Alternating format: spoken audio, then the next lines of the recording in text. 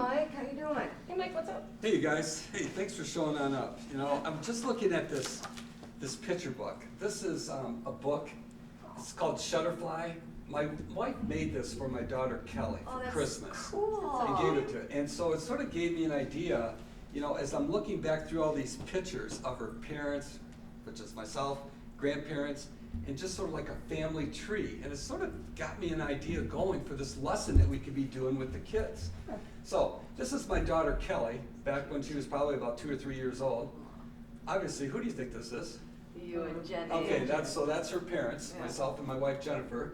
And then this side is my parents, which would be her grandma and grandpa Lyons. And then her great-grandparents, grandma and grandpa Lyons and Hoffman, my mom's parents. So it's great-grandparents. Then from my wife's side, this is her parents, the McElroys, her grandma and grandpa McElroy. And then her great-grandparents, the Moores, and then the McElroys. So it That's sort cool. of gave me an idea thinking about ancestors and that. What? I can kind of see where you're going with this, Mike. How it might tie to the lesson today.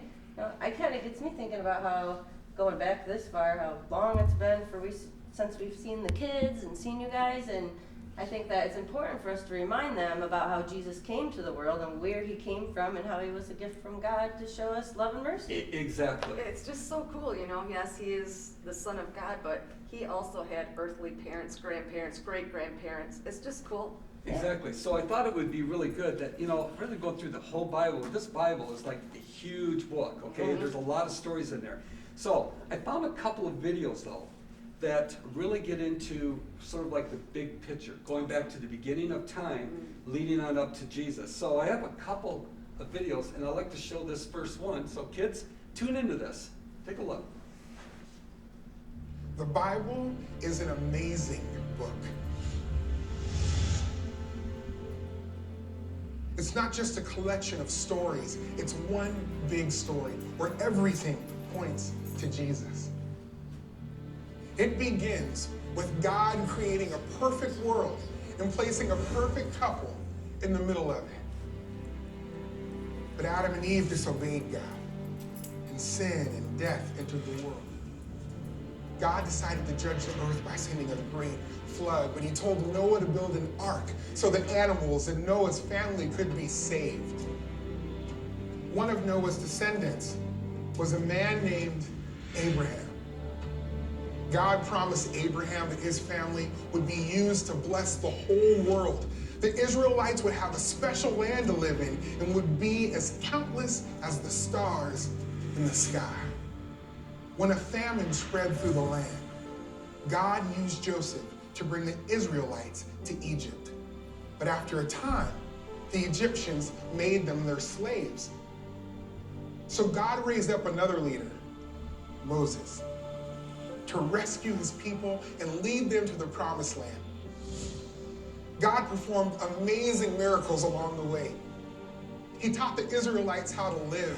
He showed them how to build a tent called the tabernacle, where sacrifices could be offered for their sins.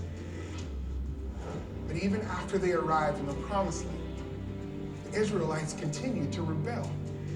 They worshiped idols and demanded a human king instead of God. God was patient and allowed them to have a king. One of those kings was David, who defeated Goliath. David's son Solomon built a beautiful temple for God that replaced the tabernacle. But Solomon's sin caused the kingdom to be split in two. During this difficult time, prophets like Isaiah told the people about the Messiah. The Messiah would make things right with God again. Even when the Israelites were conquered by other kingdoms, they held on to the promise that one day the Messiah would come and rescue them. In time, God led the Israelites back to the land. The temple was rebuilt. Jerusalem's walls were repaired. The prophet Malachi foretold that the Messiah was on the way. Then, silence. For 400 years, God remained quiet.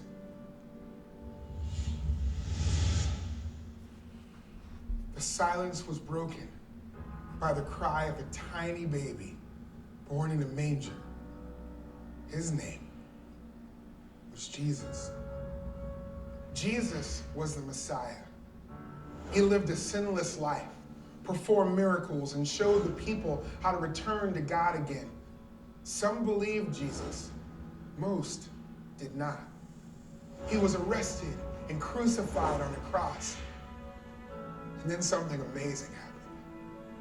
3 days after his death, Jesus came to life again, conquering death and defeating sin once and for all. At the beginning, we said that all of the Bible points to Jesus. So you might think it's strange that he appears so late in the story. Or does he? Look closely, and you'll find signs that point to Jesus right from the very beginning. God used the ark to save Noah, pointing to the day when we would find salvation in Jesus. God promised to bless the world through Abraham's family, which he did through Jesus. The sacrifices pointed to Jesus, who became the ultimate sacrifice for our sin. The pages of the Bible are filled with stories that point us to Jesus. But the story doesn't end there. Jesus' friends carried his message to the ends of the earth. Faithful followers like Peter, Paul, and others shared the good news wherever they went. And you and I have the same calling. We are to share Jesus wherever we go until one day he returns to make everything right again. Yes, the Bible is full of amazing stories, but really, it's all about Jesus.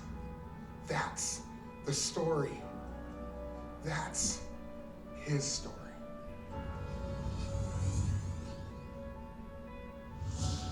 Here's a look ahead at the first chapter of the story. We begin with God's perfect creation being ruined by Adam and Eve's sin, setting in motion God's plan to save people through Jesus. The plan begins to take shape when God makes a covenant with Abraham and promises him a new home and a large family. God also promises Abraham that one day all the people of the world would be blessed through his family, a promise that points to Jesus. As Abraham's family grows, we discover that nothing can stop God's plan of sending Jesus through this family, even when they disobey God.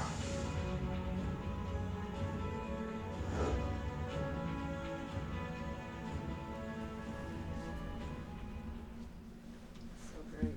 Okay, Cool story. isn't that a cool Yes. video? Yes. All right, kids, I hope that you're still hanging in there with us. You know, we're not going to go back to the beginning of creation right now, but what we are going to do is we're going to take a look closer at Jesus' descendants, his family, going back from Jesus here all the way back through Abraham. And this story can be found in Matthew chapter 1, verses 1 through 17, if parents ever wanted to read that to them. So, I have another video that takes us and goes a little deeper right into that aspect.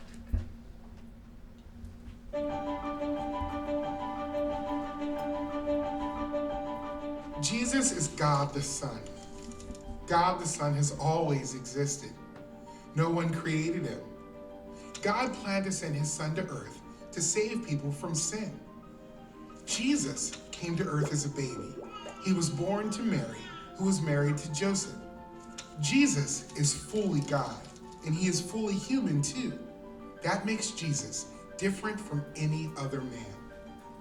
Like all people on earth, Jesus' family had a history, a family tree.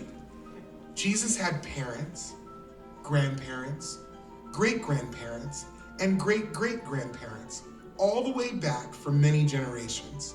Jesus came from the family of Abraham and the family of King David. Abraham had a son named Isaac. When Isaac had a family, one of his sons was named Jacob. Jacob was part of Jesus' family. Years later, a man named Salmon was born into Jesus' family tree. He married Rahab, who hid the Israelite spies when they came to Jericho. Rahab had a baby, and his name was Boaz. Boaz was a farmer, and he married Ruth. Boaz and Ruth had a son named Obed. Obed's son was Jesse. Jesse had many sons, and the youngest was David. David was just a boy when he was chosen to be Israel's king. King David liked to write. He wrote songs called Psalms, and some of them were about the time when Jesus would come to earth. Other people in Jesus' family were kings too. David's son Solomon was a king. King Jehoshaphat was part of Jesus' family, and so was Uzziah, Ahaz, Hezekiah, and Josiah. Then came Matthan. Matthan's son was named Jacob, and Jacob's son was named Joseph. Joseph is the man who took Mary to be his wife. Mary was Jesus' mother, and Joseph raised Jesus as his own son. Jesus was truly God's son, the Messiah. Jesus came to earth as a baby in Bethlehem. Jesus had earthly parents, Mary and Joseph, but his true father is God. Through Jesus, God kept his promises to Abraham and David. Jesus saves people from their sin and adopts them into God's family. Okay, kids, hopefully you're still there with us. So, what do you think? Think we should give these guys a quiz on naming all the descendants of Jesus? Yes. Yeah. Kids, we won't do that. Just like going back through this picture book here, once we get past grandparents, great-grandparents, it's really hard to remember any of the other descendants going back to that. So we're not going to go there, but there are a couple of key points that we do want to at least clue in with the kids here. So, parents, you can pause this anytime, but we're just going to go through some of these points right now and see how your kids do with this. But you can pause it if you want to, or just play it straight on through. So, the first thing that I wanted to bring back up is Abraham. Abraham was the very beginning here. And his family, God said that your family, he made a promise to Abraham, that your family will be as numerous as, what do you think that is? Stars. Stars. Yeah. And if you had down stars, that is correct.